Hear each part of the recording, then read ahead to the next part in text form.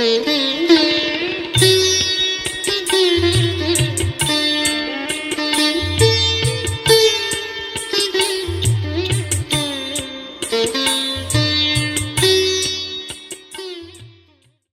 खेड़ा में एक पुरानी हवेली थी। भाई भतीजे चाचा ताऊ सब उसी में रहते थे। संयुक्त परिवार था। यजमानों, जिज्ञासुओं और स्वजन संबंधियों का आना जाना भी बना रहता था। खासी चहल पहल रहती। पंडित रूप किशोर जी तब 55 वर्ष के थे।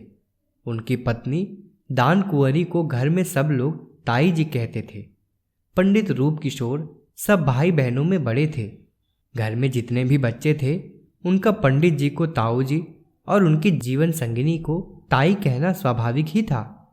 वे परिवार के सभी सदस्यों का ध्यान रखती।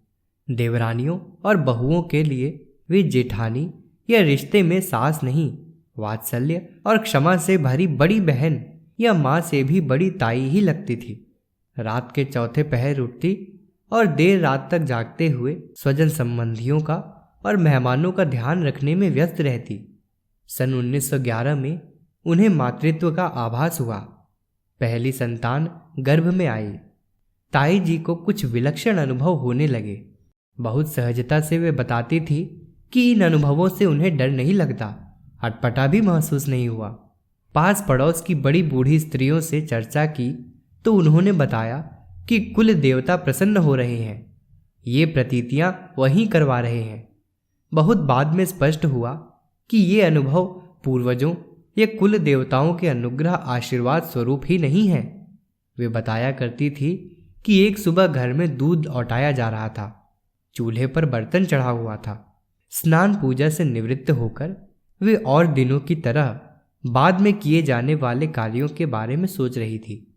शरीर में इतनी स्फूर्ति और सक्रियता थी कि देर रात तक काम करना पड़े तो भी कभी सुस्ती नहीं आई।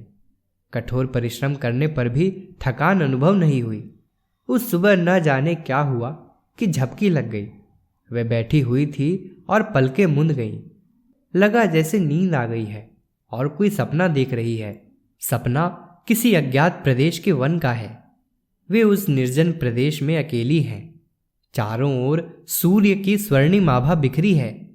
पूर्व दिशा में तप्त अग्नि पिंड की तरह सिंदूरी लाल रंग का गोला उदित हो रहा है। उसी उदित सूर्य का प्रकाश चारों ओर फैल रहा है। वातावरण में व्याप्त सुगंध ने ताई जी को अभिभूत कर दिया।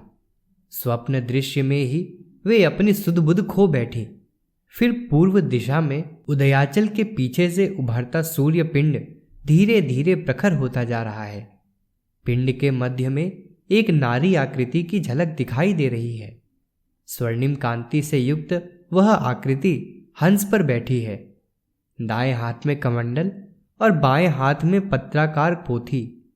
ताई जी उस समय स्पष्ट नहीं देख पाई कि कौन सा ग्रंथ है। वे समझी कि भागवत है, क्योंकि पतिदेव इसी शास्त्र का पाठ, कथा और अनुष्ठान संपन्न कराते थे। वह आकृति कुछ क्षण तक दिखाई दी, फिर लुप्त हो गई। देखा तो दूध उफन आया है। पतीले से उफनकर कुछ चूल्हे में भी गिर गया। जलती हुई लकड़ियों पर गिरने से छनन छिन की आवाज आ रही थी। उस आवाज से ही तंद्रा टूटी। पतिदेव को यह दृश्य सुनाया। ताई जी ने यह भी कहा कि उस देवी के हाथ में भागवत की पोथी थी। पंडित जी ने स्पष्ट किया कि वह पोथी श्रीमद् भागवत की नहीं, वेद की है। भागवत शास्त्र उस पोथी के एक मंत्र का व्याख्या विस्तार ही है। भागवत, रामायण आदि ग्रंथों का गायत्री मंत्र की विवेचना में लिखे जाने या उनकी प्रेरणाओं को स्पष्ट करने वाले शास्त्र कहा जाता है। ताई जी को यह दृश्य बाद में भी दिखाई दिया। एक बार दोपहर के समय, तब वे भोजन आदि से निपट चुके स्वजनों का कुशल क्षेम पूछने के बाद कुछ देर के लिए बैठी थी। उस समय वे शाम को किए जाने वाले कार्यों की तैयारी करती हुई रसोई में ही थीं। ताई जी ने एक बार भाव समाधि की दशा में देखा कि वे एक सरोवर के किनारे खड़ी हुई हैं। उसमें कमल खिले हुए हैं। एक बड़े कमल पर वही आकृति विराजमान दिखाई दी जो पहले कभी सविता मंडल में विराजी हुई थी। एक स्वप्न में पूर्व दिशा से देवताओं के विमान उड़ते हुए दिखाई दिए। उनमें बैठी देव सत्ताएं फूल बरसा रही थीं। पंडित जी के अनुसार ये दृश्य अंतर जगत में हो रही हलचल के संकेत थे। संकेतों को चेतना में होने वाले परिवर्तन भी कह सकते हैं।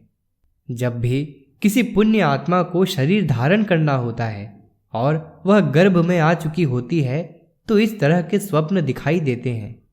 घर आंगन में भी उन दिनों कुछ विचित्र घटनाएं होने लगीं।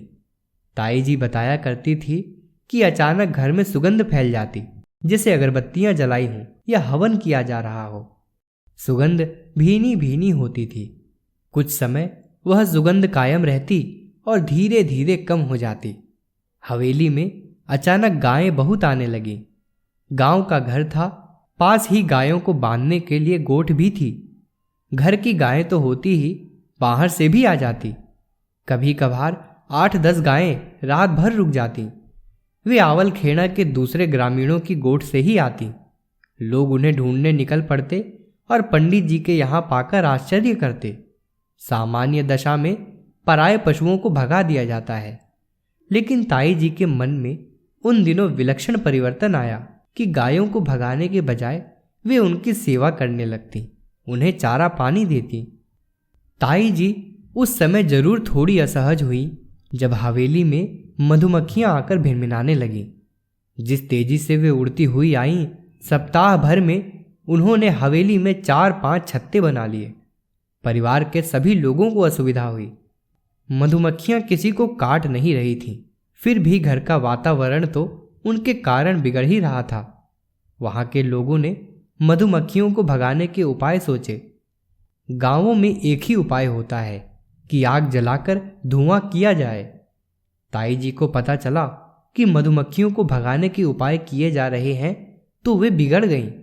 हालांकि घर में वहीं सबसे ज्यादा चलती फिरती थी, उन्हें असुविधा भी होती थी, लेकिन उन्हें अच्छा नहीं लगा कि छत्ते उजाड़े जाए। उन्होंने डपटते हुए से कहा, मधुमक्खियां किसी को काट पीट नहीं रहीं, वे अपने घर में रह रही हैं। उन्हें नुकसान क्यों पहुंचा रहे हो? वे हमारा कुछ नहीं बिगाड़ रही तो हम ही क्यों उनका घर उजाड़ें? ताई जी के डपटने पर सब शांत हो गए। पंडित रूप किशोर जी उस समय कथा कहने के लिए बाहर गए हुए थे। 8-10 दिन बाद लौटे।